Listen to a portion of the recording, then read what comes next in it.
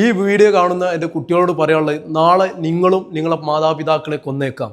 ഈ വീഡിയോ കാണുന്ന എൻ്റെ പ്രിയപ്പെട്ട നാട്ടുകാരോട് പറയാനുള്ളത്, ഇതേപോലുള്ള കൊലപാതകങ്ങൾ നമ്മുടെ നാട്ടിലും സംഭവിച്ചേക്കാം. നമ്മൾ ശ്രദ്ധിച്ചേ മതിയാവുള്ളൂ. എൻ്റെ പ്രിയപ്പെട്ട പ്രവാസി സുഹൃത്തുക്കളോട് പറയാനുള്ളത്, നമ്മളെ വീട്ടിൽ കൃത്യസമയത്ത് നമ്മളെ മക്കൾ എത്തുന്നുണ്ടോ എന്ന് അതും ശ്രദ്ധിക്കുക. അതെ, ഈടായിട്ട് 2-3 കൊലപാതകങ്ങൾ, ഈ ആരെ സ്വന്തം ഉമ്മാനെ കൊന്നത്. ഇന്ന് എൻ്റെ തിരൂരങ്ങാടി മണ്ഡലത്തിൽപ്പെട്ട ഒരു പഞ്ചായത്തിൽ സ്വന്തം ഉമ്മ കിച്ചണിൽ രോഗിയാണ്, പാവുമ്മ ക്യാൻസർ രോഗിയാണ്. ആ ഉമ്മാനെ വാളെടുത്ത് വെട്ടി സിലിണ്ടർ എടുത്ത് തല അടിച്ച് പൊട്ടിച്ച് കൊന്ന്. എന്നിട്ട് പറയാണ് മാനസിക രോഗിയാന്ന്. എങ്ങനെ മാനസിക രോഗിയായെന്ന് നിങ്ങളാരും ശ്രദ്ധിച്ചാ? അതെ, അവൻ MDM കഞ്ചാവിന് അടിമനാണ്. ഇത് കിട്ടാത്തത് കൊണ്ടാണ് അവൻ മാനസിക രോഗിയായത്. പിന്നെ എൻ്റെ നാട്ടുകാരോട് പറയാനുള്ളത്, ഈ ലഹരിക്കെതിരെയുള്ള ഒരുപാട് ഉത്ബോധന ക്ലാസ്സുകൾ നിങ്ങൾ സംഘടിപ്പിച്ചേ മതിയാവും. നിങ്ങൾ പ്രവാസി സമൂഹത്തിനോട് നിങ്ങൾ ഒരുപാട് പല ആവശ്യത്തിനും പൈസകൾ ചോദിക്കുന്നുണ്ട്. ഇതേപോലെ നല്ല ഒരുപാട് കുട്ടികൾക്ക് മെസ്സേജ് പാസ് ചെയ്യുന്ന ഒരുപാട് ആളുകൾ നാട്ടിൽ, അവരൊന്ന് വിളിച്ച് ഓരോ പഞ്ചായത്തിൽ, വാർഡിൽ, ഡിവിഷനിലൊക്കെ വെച്ചിട്ട് ഉത്ബോധനം കൊടുക്കുക. ലഹരി നമ്മളെ എവിടെ ചെന്നെത്തിക്കുന്നു, എന്നിട്ട് നാട്ടിൽ നിന്ന് കൊലപാതകങ്ങൾ കാണിച്ചു കൊടുക്കുക. സ്വന്തം മാതാവിനെ 10 മാസം ഗർഭം ധരിച്ച മോനാണ് വെട്ടിക്കൊല്ലണത്.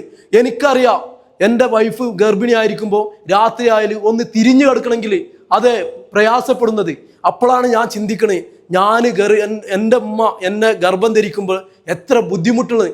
ഇങ്ങനെ കിടക്കണം, എൻ്റെ വൈഫ് തിരിയണമെങ്കിൽ ഒന്ന് എണീച്ചിരുന്ന് എന്നിട്ട് വയറ് താങ്ങി ഇങ്ങോട്ട് തരും.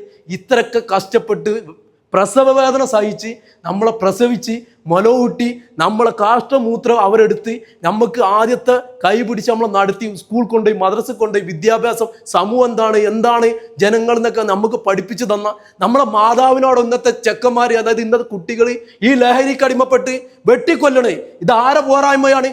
ഓരോ മഹലിന്റെ പോരായ്മ തന്നെയാണ്, ഓരോ രാഷ്ട്രീയക്കാരുടെ പോരായ്മ തന്നെയാണ്, ഓരോ പൊതുപ്രവർത്തകരെ പോരായ്മ തന്നെയാണ്. സ്വന്തം പാർട്ടിയെയും സംഘടനയും വളർത്താൻ ഒരുപാട് പൈസ നിങ്ങൾ ചെലവാക്കുന്നുണ്ട്. ഈ ലഹരിക്കെതിരെ ഒരു ക്യാമ്പ് സംഘടിപ്പിക്കുക. എന്നിട്ട് ഇതേപോലെ ലഹരിക്ക് പെട്ട ആളുകളെ തന്നെ ഇതിൽ നിന്ന് നമ്മൾ കൊണ്ടുവന്നിട്ട് അവർക്ക് ക്ലാസ് എടുത്ത് നന്നാക്കാൻ നോക്കുക.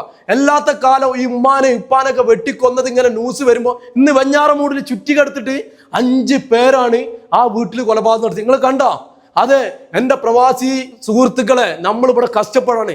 നമ്മൾ ജീവിതത്തിന്റെ 2 അറ്റവും കൂട്ടിമുട്ടിക്കാൻ പെടാപ്പെടുന്ന സമയത്ത് നമ്മളൊക്കെ ആഗ്രഹം എന്താണ്? നമ്മളെ മക്കള് നല്ല വിദ്യാഭ്യാസം കൊടുക്കണം. നമുക്ക് ഏതായാലും വിദ്യാഭ്യാസം കുറവ്, അതുകൊണ്ടല്ല നമ്മളിവിടെ ഈ ഗ്രോസറിയിലും സൂപ്പർ മാർക്കറ്റിലും അവിടെ ഇവിടെ ഒക്കെ ജോലി ചെയ്യണത്.